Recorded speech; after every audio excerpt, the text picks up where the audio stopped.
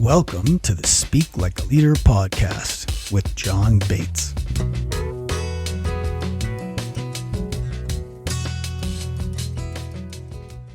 All right, with me today is author and podcaster Atlas Aultman, whom I first met at Media Mastery Experts. And in his former life, he was a military commander, a special operations director. He was the White House military lead and aide to the president. And he turned that experience into a best-selling book that was number one in 13 categories because he knows nearly everything. And he gave a TED Talk that now has almost 200,000 views. And, his podcast is where I see him focusing most these days. And in that podcast, he tracks down people who've been successful in the world's eyes and asks them what they did to get there. And he's focused on helping men who are looking for a leg up in life from those who've already done it. Women can listen to the podcast too, but Atlas is doing that for his brothers. And he believes that success leaves clues, and he just picks them up and bundles them for you. So Atlas, tell us the name of that book. The book is called Rule of Three, and it's something that's ingrained in all of us. But before I tell you about the book, let me tell you something I'm going to give to your listeners, because this is going to be a great thing, but I want them to be able to go right in and get something immediately. And I do this. I have a best-selling process. My son and I wrote a whole bunch of kids' books. And then, when we published them, we ended up on the bestsellers list the next day. And I was like, what do we do? So we wrote down our process, right? And then we got better and better. And by the fourth book, we broke Amazon. They couldn't sell them. They couldn't print them. So I wrote that process down and I sell it. I sell for like $500, but I'm going to give it to your guests. If they go out to my website, which is leaders-kit, so leaders, like it's spelled, KIT.com/LLL for your show. That's a hidden link, and they can get the how to do that themselves if they're interested in writing a book. Which is awesome. That's super, because I know that a lot of my listeners, they have that book in them. And many of them have books already out there in the world. So I think that's a great giveaway, and I appreciate it. Absolutely. Yeah. So, I mean, the first books that I wrote, they ended up on the bestseller list. They were kids' books. And the kit that I put together is for kids' books, because I think people are just confused as to, I have all these things. I can help so many people in so many different ways, right? And that you need to narrow it down. Like, how do you want to help people, man? Like, there's something inside of you. For me now, it's podcasting. But when we met, I was like, podcasting, and I'm going to help people with books, and I'm going to get on stages, and I'm going to get on the news. And I'm like, all this stuff. No, I'm just podcasting now. That's it. Real estate, all the stuff that was distractions, now allows me to go right after the heart of what I'm being called to do, I think. And lead my life, you know what I mean? Lead my life in the podcasting direction. So I love podcasting. I mean, it's a very special medium, that's for sure. Yeah. But on my book, man, it was my 30 years of being in the military, working for the top 1% of the top 1%. So that's Green Berets and fighter pilots and Navy SEALs and at the White House, and all these people were like smashed together in this bucket of really high performance. And I took a lot of notes, man. I had these little notebooks. I still do it, man. I still carry around these little notebooks, and I write down things that are awesome. And I had this big book, and I pared it down, and I was like, man, I gotta come up with something. And what I found was that all good leaders, they limit themselves to three things, and those three things are in the book. It's people, time, and money. And then what I really noticed was all leaders make great decisions, even if they don't make them right away. And they do it in a certain way, which is what I put on the TEDx stage. And I thought it was three things. And it was kind of perfect. The TEDx stage was think again. And I was like, oh man, this is totally what I was doing with my second book. I'm writing another book, and I'm like, man, this is what I'm doing. It's not three things anymore. it's just one. And so the title of my TEDx is Start With Who, because everyone who I have met that has managed to wrangle great success out of the world, or what society would say is successful, whether it's money, prestige, fame, whatever it is that their goal is, they all have a fantastic network of people, Yeah. and those people are the ones that make it all happen. They just make it all happen. So um, I'm rewriting another book, and it's pirate themed because I found out I have pirate blood in me. Yeah. And I'm like, oh yeah, this is I'm cool. And going to grab something real quick. yeah, it's yes, there it is. I gave one of those to Mike Tyson last week. Yeah. Yeah. So, okay, let's come back to Mike Tyson, because I Yeah, do want to hear about that. Yeah. But so the pirate theme, do you want to explain to us the meaning of this, or you want to keep it secret? Yeah, no, I'll go. It's a pirate flag that is made by Hollywood in the 70s. That's Blackbeard's flag, is what Hollywood made it. But it's a symbolism of how he used to lead. So Blackbeard so just for those of you that are listening, there's kind of a white skeletal guy with a red beard, with a spear and a heart that has a target on it, and 3 little drops of maybe, I don't know, blood. Yeah, it's blood. And then what's he holding in his other hand? It's an hourglass. An hourglass. Okay, yeah. Perfect. So pirates. Yeah. So pirate leadership is what I do for seminars. I've done it. I don't do it. I don't advertise that I do it, but people will bring me in. But you heard it here on Live Like a Leader. I really don't advertise, but I have. I did a couple seminars out in Hawaii. I did some seminars in South Carolina. I got North Carolina too. I do seminars, private seminars, and it parallels pirate leadership and how pirates used to lead. And you think about that, man. I mean, pirates used to have great success. And have you ever heard of what happened to pirates? They just kind of went away with their wealth if they didn't die out at the sea, So there's a happy ending there that no one talks about. But Blackbeard, he got that's a whole nother story. Yeah. We won't go into that. Okay. But he used to. You did see The Princess Bride. Do you know that movie? Yeah, that's a pirate movie, right? Pirate Roberts or whatever it is. Yeah, that's definitely a pirate movie. But yeah, I mean, I'm thinking about pirates, man. Everyone who was gonna work under a pirate captain had 2 things that they were going to attain. Either they were going to attain massive wealth, or a crazy, brutal, very bad death. Yeah. And there's no motivation in between, right? There's no in between. So if it's going to be one or the other, and you're willing to give up everything, man, that's pure leadership. Now, I told you before the show. It's not that you're advocating being lawless. No, I'm not. It's the other aspects of pirates. Yeah, so there's a lot of themes that parallel in leadership with this, and no one's really dug into it. So, well, I have, but no one's really dug into it. Your dad actually talked about it on a show you recorded a while back, and I listened to it. I'm like, man, he's talking about trust, and he said there's 2 types of leaders: the ones that lead by fear. And that's what people think of whenever they think of pirates. The pirate captain was leading by fear. And that's Blackbeard, right? That's the full flag. And I flipped the script on Blackbeard and put a red beard on him, because I wear a red beard. Yeah. And I went to a trust cycle, which is what your dad said. He said the other ones lead by trust. And the good pirates, the very successful pirates, they all led with trust, man. All of them. Yeah. So it was absolutely crazy. That's cool. That's cool. I mean, and I think that's a big theme, I think, for me in leaders, and leaders I've loved and trusted and worked with and been happy to. And, I've also had been under some fear leadership, which I didn't stick around for very long. So tell us, like, I used to feel bad because when I was a little kid, we would ask my dad about his war stories, right? We wanted to hear about the combat and all that kind of stuff.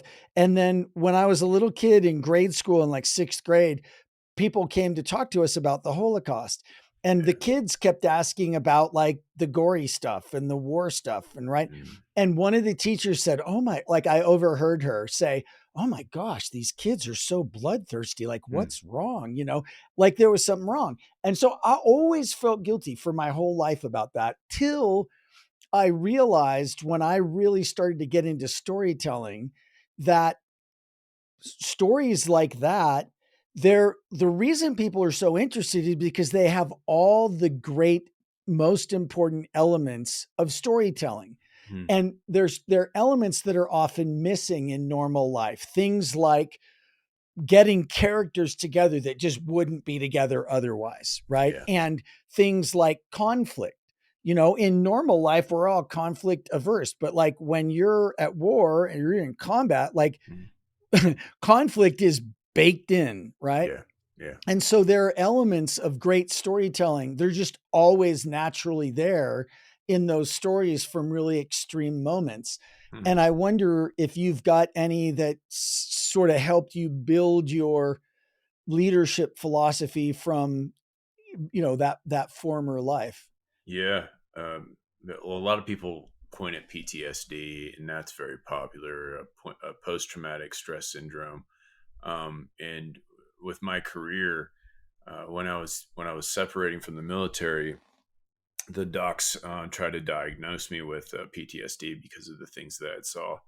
But before I tell you why I don't have PTSD and why they didn't diagnose me with PTSD, Mm, let me explain to you the process that changed over a great period of time. Like PTSD is not new. It used to be called soldier's heart, shell shock. It's been called a yeah. lot of things, right? Yes. Yeah. Um, but in recent years, things like podcasting, things like books and research have come out around the study of morbid curiosity. And kids they're morbidly curious because they want to Yeah. live to be old. So Yeah.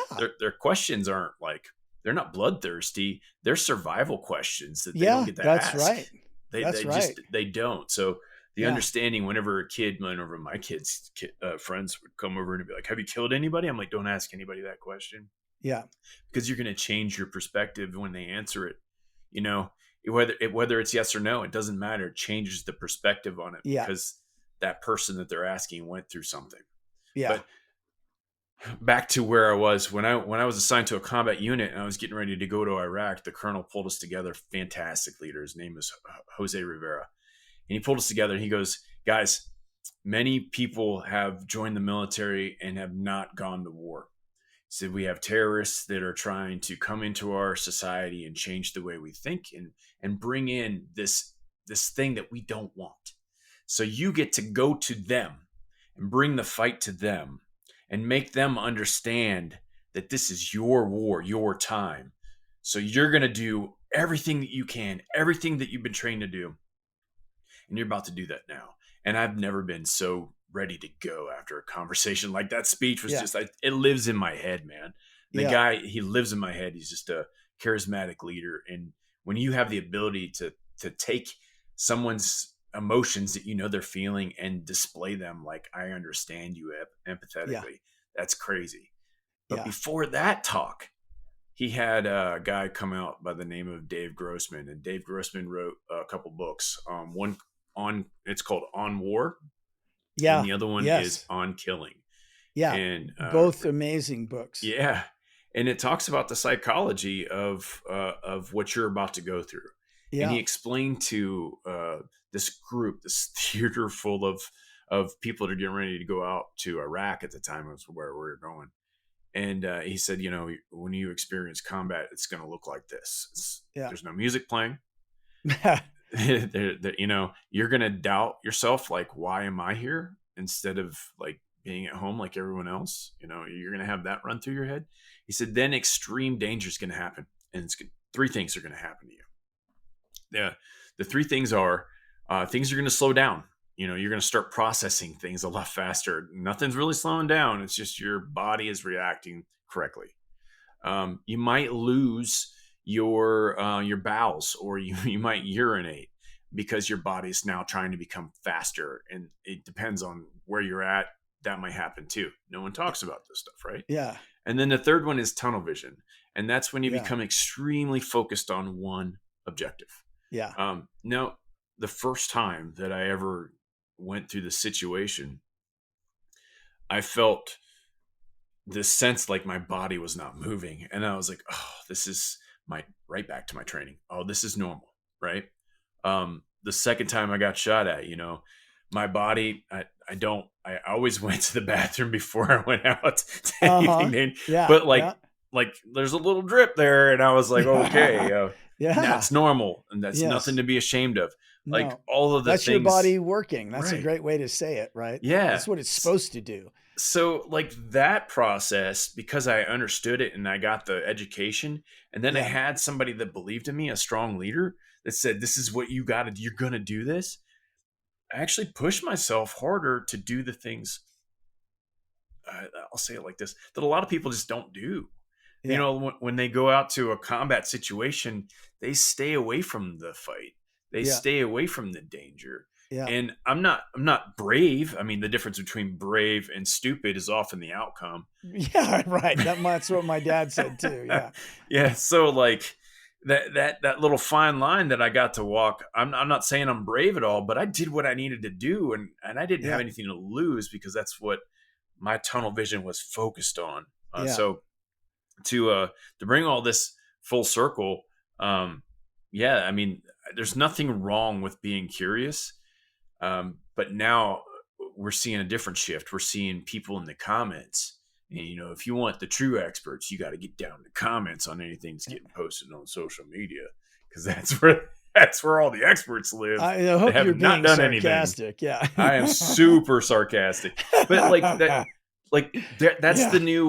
that's the new shock and awe. Like the kids, Yeah. questions, when we were growing up, we probably got talked to. I mean, I did. Yeah. Like, you can't ask that question. Right. You can't sneak up on grandpa. Yeah.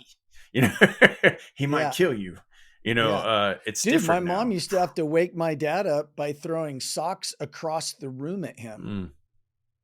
Yeah, I've heard that in some people. I also remember one time, Atlas, you might get this. He was a captain in the Marine Corps, and I was playing with I don't know, Legos or something in the hall. Yeah. And he came and it was a long hall.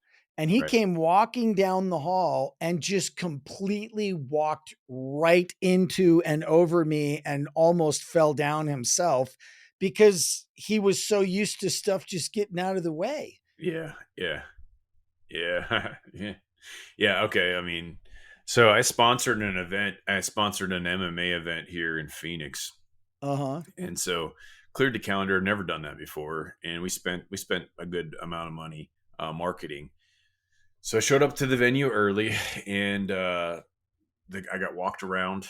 They're like, "Here, sir, this is where you'll be sitting. Here's the VIP suite. This is your logo here. Blah blah blah blah blah." Right. So we get done with the tour, and one of this guy's employees comes up, and he's like, "I don't know what to do, man. The fights got to start with weigh-ins. Everyone's got to make weight." So he comes up to this guy and he's like, I got to get these fighters here. They're at the hotel. And I'm like, I'm sitting there and I'm like, I was like, I can help. I can go get your fighters. And they were like, would you? And I'm like, yeah, I mean, I'm a sponsor. Why wouldn't I spend a lot of money to come work for you? Yeah, right. Yeah, exactly. The things that I think help you do your job. Right. I'll help you do your job that I helped you. What did I pay for here? Exactly. Anyways, so he's like, there's going to be 3 fighters. I'm like, okay, yeah, I'll go out there. He's like, you can drive my car. I'm like, I don't really care. Whatever. I go out there. There's 2 fighters. So I'm walking around the lobby. Now I'm working here now. What the heck? Yep. And I'm watching these people move out of my way because I move with a purpose, Yes. And I it's built into me. Get out of my way. I will look at you. And there's a psychology to it. If you don't know how that works, this is how it works. Yeah. You look at somebody dead in their eyeballs and they move. That's how it works. It's just boop, and they move. That's it. So I was walking around, didn't find the guy. I'm like, whatever, I'll bring these 2 fighters. I'm doing this guy a favor, by the way. So I bring the 2 fighters, and he calls me, and he's like, hey, do you have all the fighters? I'm like, I got 2 of them. I was like, I don't know where the other guy is. He's like, that's our main event. And then he hung up on me. I'm like, oh, no, he didn't. No, he didn't just hang up on me. You know? So like I've been that. I've commanded thousands. I've had budgets that are billions of dollars. I've had people move out of the way. I've had people, I will be there whenever I get there. You know, I've been that guy. Yeah. But it's so much different whenever you are not in the military anymore. And I don't want to say it's normal because those guys have a lot of responsibility to put together a show with, you know, tens of thousands of people. That's a big deal. Yeah. But like I was pretty humbled that this dude got mad at me for doing him a favor that I didn't Yeah. have to do. And I Yeah. was like, wow, your leadership is showing, Yeah. you know? Yep. Yeah. Or lack of it, or Yeah. poor leadership. Yeah. Your but your dad was probably walking, expected something, Yeah. Yeah. respect, and you probably Yeah. just didn't see him. No, yeah, I That's had no it. idea. And Yeah. he's like, what's going on? And you know Yeah. what? I bet you he didn't yell at you. I bet you Oh he yeah, didn't get no, angry. he felt horrible, I know. right? But he See? was just in that mode. Yeah. You know, he was just so used to that, you know. If somebody was like mopping in front of him, they Yeah. grabbed the thing and got out of the way and saluted, right? Yeah. Yeah. And so I didn't, so I'm a Mustang like your dad was. Yeah, yeah, So I started off with nothing right out of high school. And then I was like, I got to get my degree, which I did. They paid for 4 more of those degrees. And I went on to Naval War College and did all the commands and all the cool stuff that I always wanted to do. And it was neat.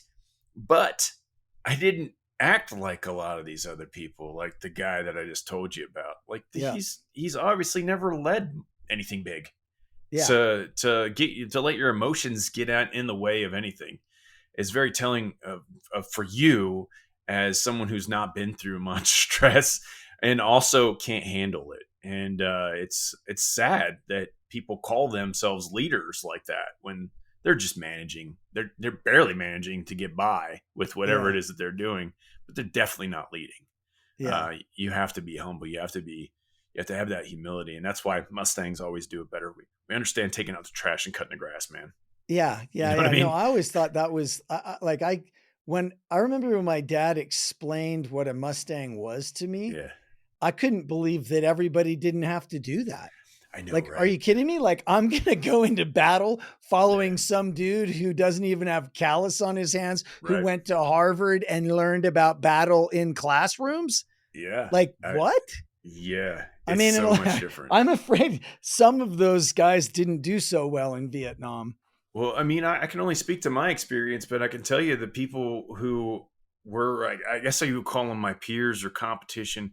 They didn't get while I was doing the things that I was doing. Like I don't share this. I don't share this story very often, but when I was in Iraq, I used to go downtown and I used to help the people rebuild their country because you know after years of war, we destroyed just about everything that could reestablish their areas. So that was one of my jobs. Yeah. So I was working with the local civil aviation, and I Yeah. was advising them on how they could redo their things. And they didn't have a direct connection with their military, which I established.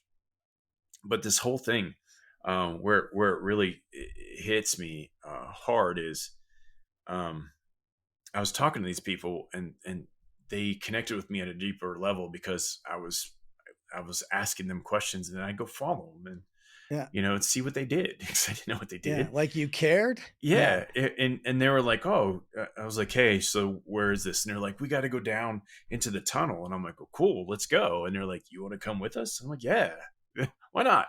And so I got to know these people, and you know, a couple weeks before I left, this guy came in.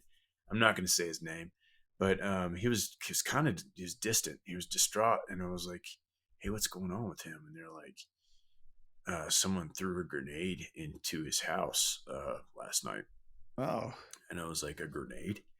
And they're like, yeah, they found out that he was working with Americans. I'm an American dude, right? Yeah. Yep. And I was like, the only person he works with is me. And they were like, yeah. So he's not gonna probably be around much longer. We're gonna try to see if we can move him somewhere else. He was really productive, man. So he helped his country reestablish a major air route that Yeah. brought in billions of dollars, and then he lost his family Ugh. because he was, yeah. So like those type of emotions, I don't think my peers, the people who replaced me, they did not have that relationship. Yeah. They would not have had that story. It wouldn't have hit them. But Yeah. it was just who I was and who I am, man. I mean, Yeah. I'm getting ready to go out to retire one of my friends next week. He was my first sergeant when I was in command in South Carolina, and I had a guy that got in an accident. I was at church and I got the phone call. It was a hospital. They're like, "Hey, we got one of your guys here." I'm like, "What happened?" Walked down there.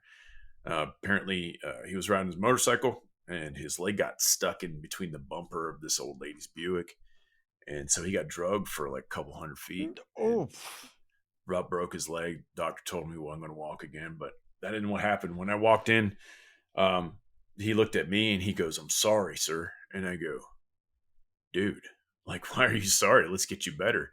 He's like, "No, I wasn't wearing a helmet." And I was like, "Well, your head looks fine and you're in a state that does not require you to wear a helmet, so you didn't break any laws. You're Why are you sorry?" He goes, I just know how the military is, and he was right, 100% right. So when I went to work the next day, my boss was like, "What are you gonna do?" And I'm like, "What do you mean?" They're like, "About him not wearing a helmet." I'm like, he's fine. His head didn't get a scratch on it. His leg got broke. He's gonna have shark skin put on it, for crying out loud. And doctor's saying he may not walk again. What do you want me to do? And they're like, "We want you to do the right thing." And I'm like, "I'm doing the right thing. We're gonna take care of him.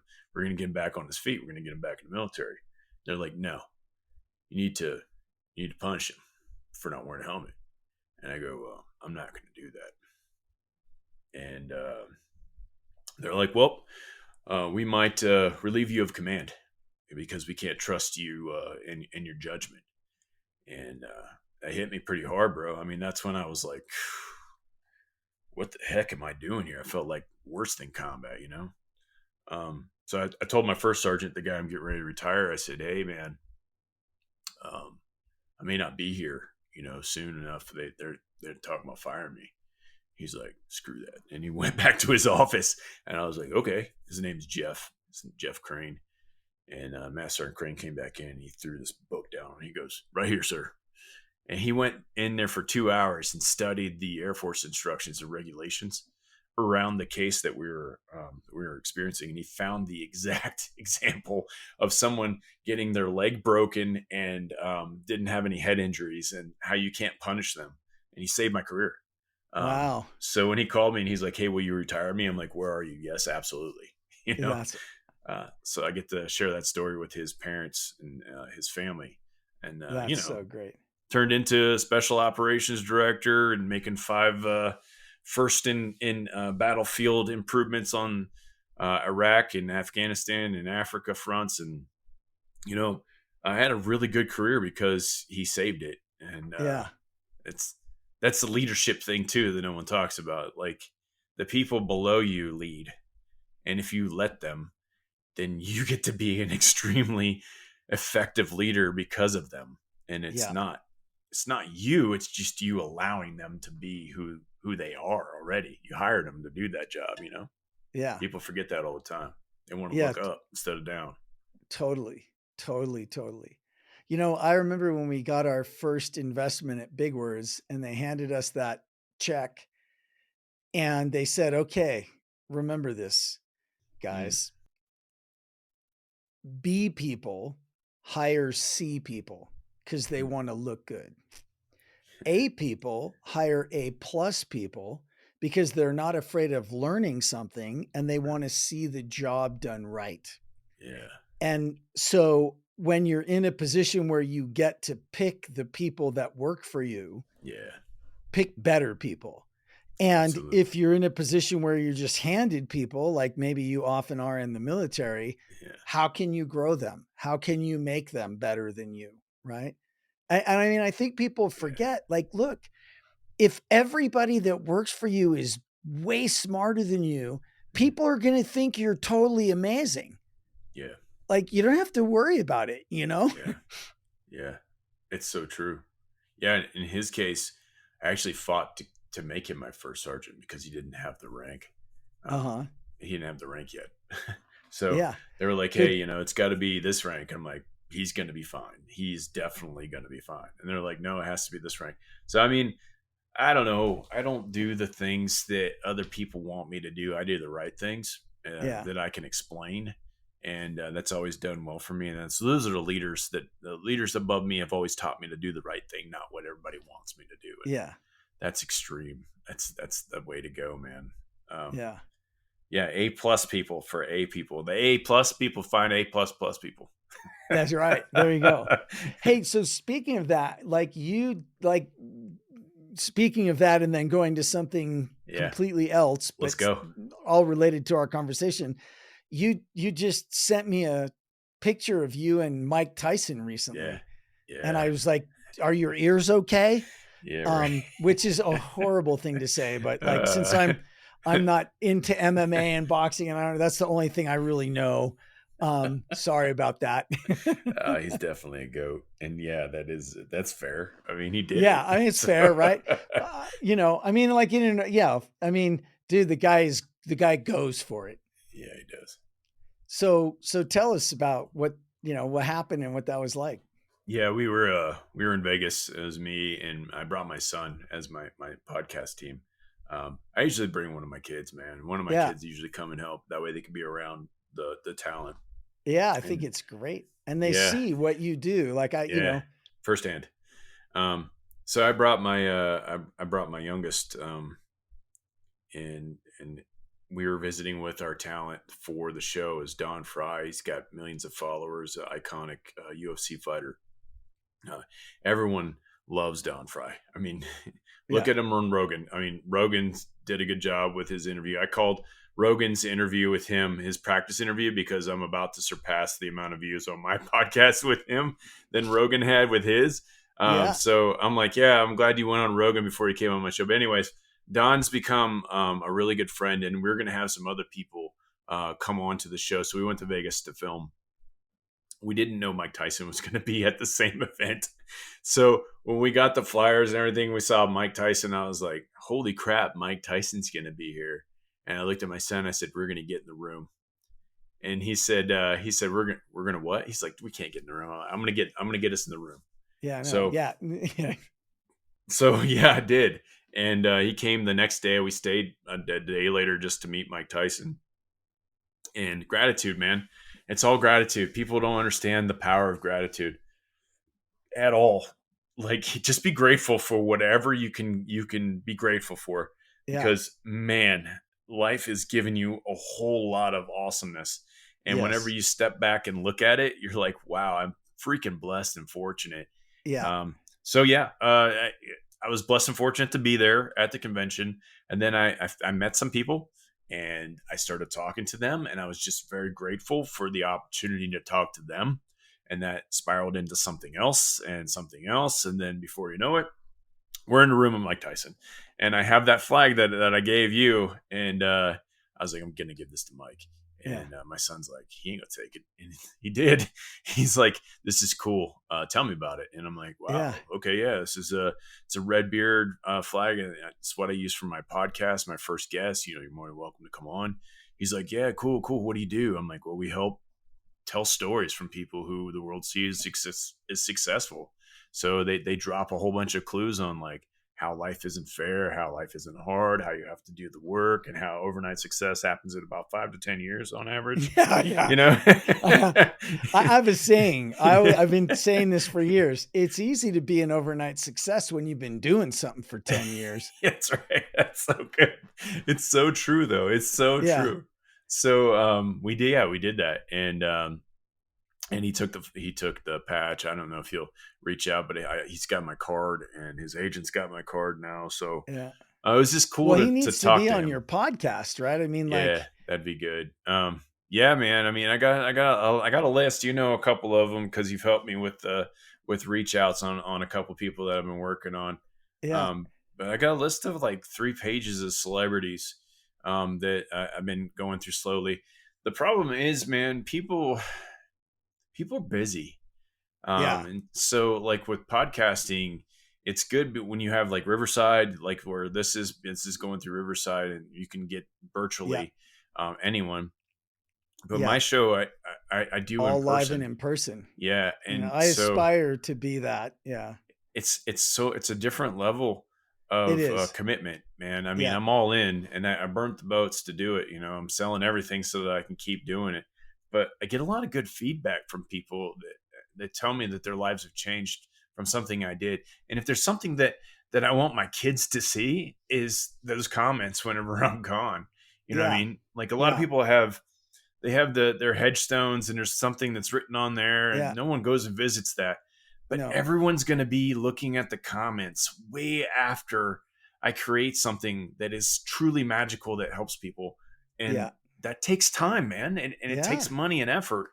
Yeah. And so, yeah, I'm all in on that. And Yeah. Well, Mike I Tyson mean, is just another step. like I get random emails or letters or whatever from people I worked with 10 years ago, Yeah, I and bet you do. like one I got a little while ago was from this guy who's like, John, we worked together 12 years ago. I don't know Yeah, if you remember me. Of course I remember him. yeah, And he's like, I have used what I learned from you every day over the last 12 years, and it had a yeah. huge impact on my career and the difference I made and what I accomplished. And I'm ready to retire now. And I Mm, was just thinking about it all. And I just wanted to tell you thanks.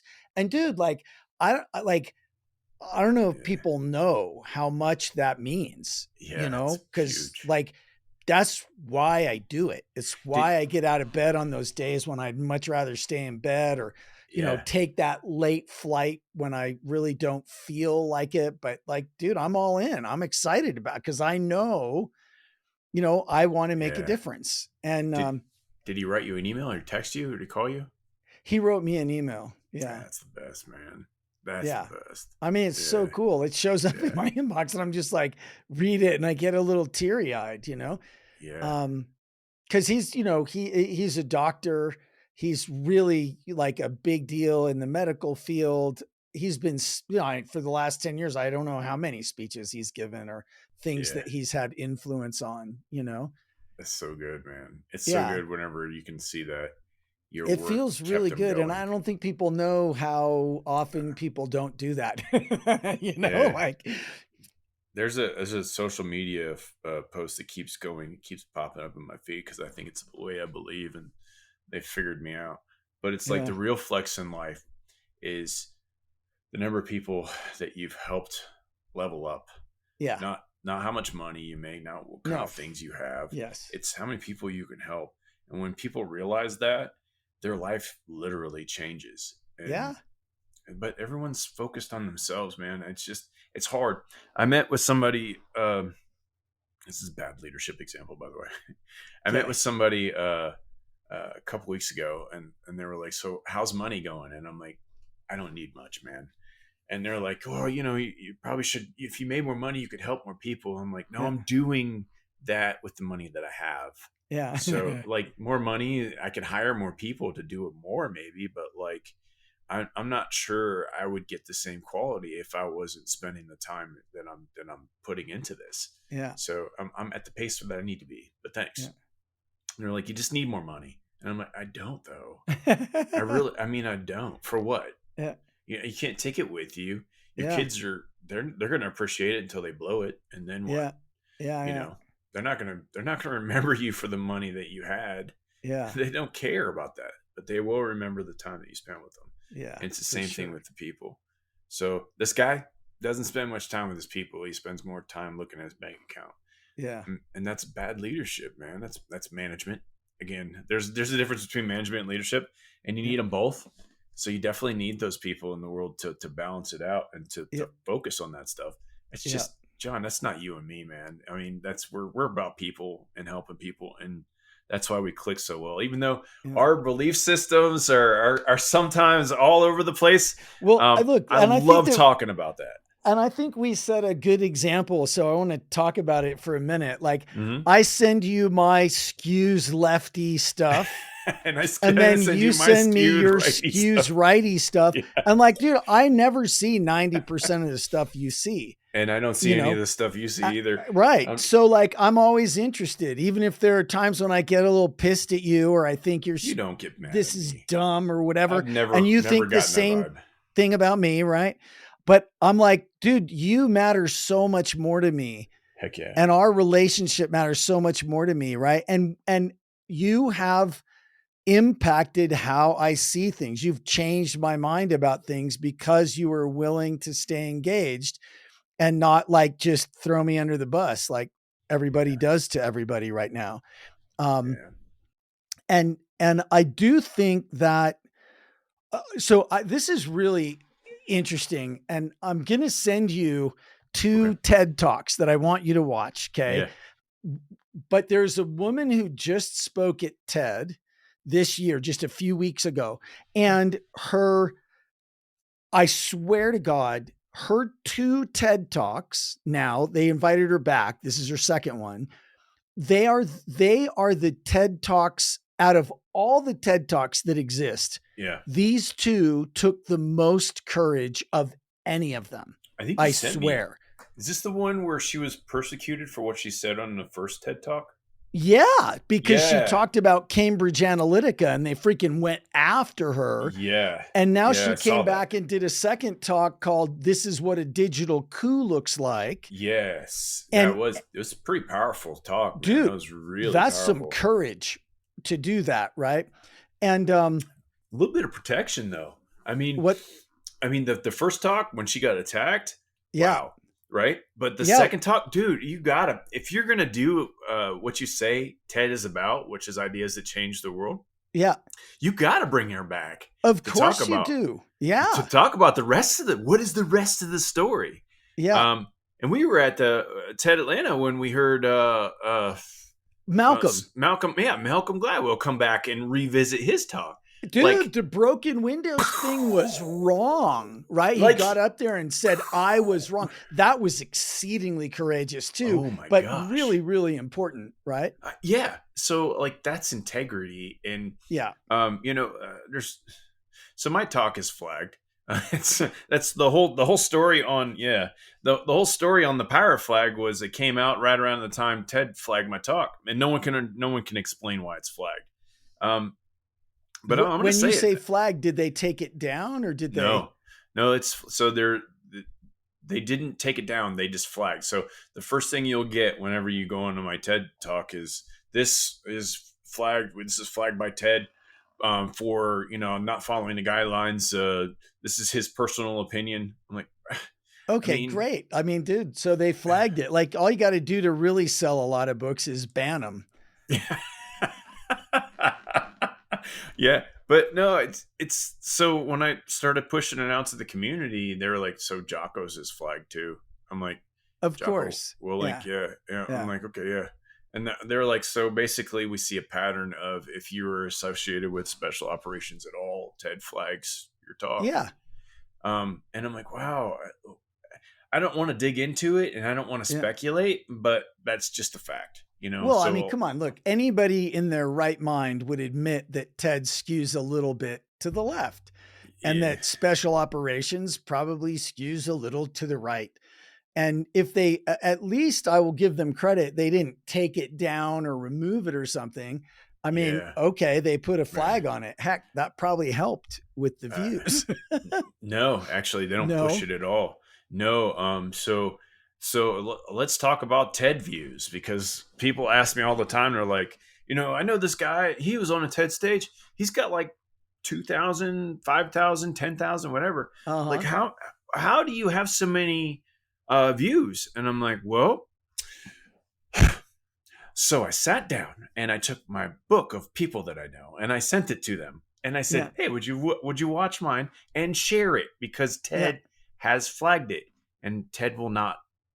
That TED algorithm isn't going to help you. No, TED is not pushing my talk at all. Yeah. So, well, which is the case for most TED talks or most TEDx talks. Like they get paid for them. I mean, it behooves them to have everyone's talk do well. Yeah. This is what gets me is like, if you're going to approve it and you're going to throw it on your channel, then if Yeah. it's a good talk, it's a good talk, and you Yeah. do whatever you say, which they flagged mine. So they're like, this doesn't fall in the guidelines, but here it is. Yeah. I'm like, okay, that's cool. But no, the question I get all the time is, how do you have so many views? Bro, it took me a lot of work calling people and asking people, Yeah. hey, can you help me promote this?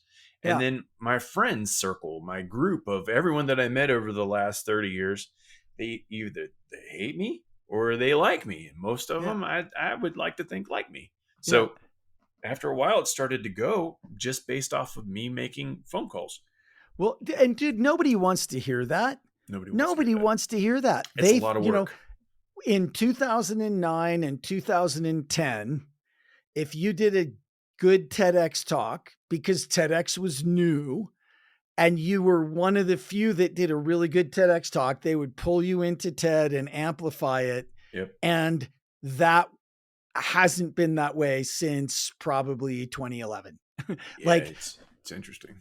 you giving a TED talk is not going to guarantee a lot of views. You giving a TEDx talk, it just isn't. But and any of those talks that really went viral, like most of the time, that's because someone did what you did. They really worked hard to get their circle of influence to go watch that.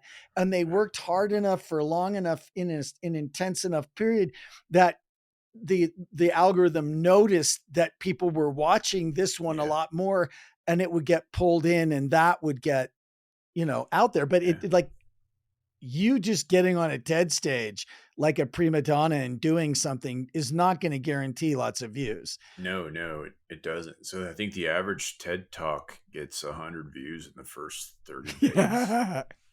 Most people don't talk about that. They're just like, oh, you did a TED talk, now you're famous. No, that's not how it works, man. So like, you actually have to put in the work after the talk. No one talks about that. To like socialize it and get your idea actually spread, because they got a lot of talks to process, man. It's not like something small. But interesting bit. So I ended up doing a lot of work on that to try to get it out, and I'm still not done. I still push it out like at least twice a week, 3 times a week to my different social media networks. Well, we can put it in the show notes. Make sure you send me a link to it so I've got the right one. And then we will put a link to your banned TED talk. So don't go watch it. It's definitely flagged. But I mean, you'll see the comments. They're like, why is this talk flagged? This was a good talk and all that. And then I have people, the thing that really makes here you go. The thing that really makes a TED talk go to the next level is when someone disagrees with you. Yeah. So people, they don't do well with that. I like it when somebody disagrees with me. And we talk about this often. I'm like, well, I mean, dude, you and I disagree. Yeah. I mean, like, why don't you agree with me? And then I'm open ears. I mean, I got to figure out, like, there's something I don't know. Probably. I'm not going to sit there and be biased. Maybe you can teach me something. Like, this is the world we live in. But I mean, it does go back to that Cambridge Analytica thing, because there were little teeny segments of the population that they had micro-targeted, that they knew were not paying attention to certain things, and they lied to them in a way that looked really believable and official. Well, and they believed something that was a flat out lie, right? And I'm sure that you believe some things and I believe some things that are flat out lies. And we've caught them. You and I have both caught them. You're like, that's not true. And I'm like, holy crap, it isn't. And then, and I'm like, that's not true. And I you're know like, thinks it is. Yeah. Right. Well, I mean, and that's, so I remember, Atlas, when I got on the internet in 1987. And started working in .com companies in 1994. And I remember when Google announced that their search engine was going to start personalizing results. Ooh, yeah. And everybody was really excited. And I was pissed. I was like, I do not want that. There's something really wrong with that. And I couldn't figure out why I was so upset about that. Right. Now I know. reality's been utterly fractured, and we Well, do not have a shared consensus on reality. And that's the only thing that makes reality on some level. yeah, well, the new reality is AI. I mean, so Google, how it was is AI now, because AI doesn't get Yeah, controlled by algorithms. It doesn't have the same advertising dollars spent on it on like right. Google or Yahoo But I or a search just engine. noticed that Chat GPT is incorporating shopping. Well, I'm Yeah, like, oh crap, dude. yeah, Here we go. That end of the beginning of the anyway, yeah. sorry. Once they do that, yeah, and then you're going to start getting more advertising. Well, I'm surprised people haven't started advertising on it yet. Yeah. Um, and using a TikTok model, because TikTok has become a search engine for Oh, a lot of the totally. youth. So Yeah. they'll go in there now. TikTok is using that to do the TikTok shop, and they're Yeah. working on that. That's a whole, but it's leadership, man. It's like an opportunity for them to serve an audience. Again, Yeah. it's about other people. Like, what are you doing to serve another audience? When you do that, you'll have success. Yeah. When you Yeah. think about yourself, you won't. And No. that's the whole emphasis of leadership on that. It's been a glorious ride, though. Now, yeah, we were talking about, you and I. We were talking about a couple things when we first started really getting into the weeds of like what we believe and why. Yeah. And then you helped me with my first. Or was it my second TV appearance? We were Yeah. starting to talk, and you're like, Yeah. "Have you ever thought about like this?" I'm like, "No. In fact, we need to start sharing more of our stuff." Yeah. Yeah. Yeah. And you were like, "You know what? I was thinking the same thing." And actually, Yeah. here's the text, and I pulled it up, and you had texted me the same thing that I did. I was like, "Yeah, this is going to be good." Yeah. Yeah. Yeah. It's great. Well, I mean, it used to be that there was great honor in disagreeing vehemently and then sitting down and Yeah, enjoying dinner together. yeah, Like we yeah, got to get back there, like, yeah, yeah. The emperor has no clothes is the leadership example that they always teach in the military. yeah, Which is, it's exactly like it sounds. The yeah. emperor comes out without any clothes on. No one wants to tell the And emperor. everybody pretends they got clothes on. Yeah, Yeah. right. No, Yeah, yeah. it's that's not how life works, man. That's not Dude, how it you doesn't win. even help the emperor. No, no, Like, that doesn't help because anybody. ultimately the emperor has to admit he's naked and then looks at everybody around him and goes, well, why were you saying that? Yes, that's right. Yeah, and then that whole theory goes back into the are leaders born or are they made? Yeah. And obviously they're born, or they would be alive. So they're made. Yeah. Obviously, they have Bada to be made bing. to be born. Yeah, that's funny. Chicken and the egg.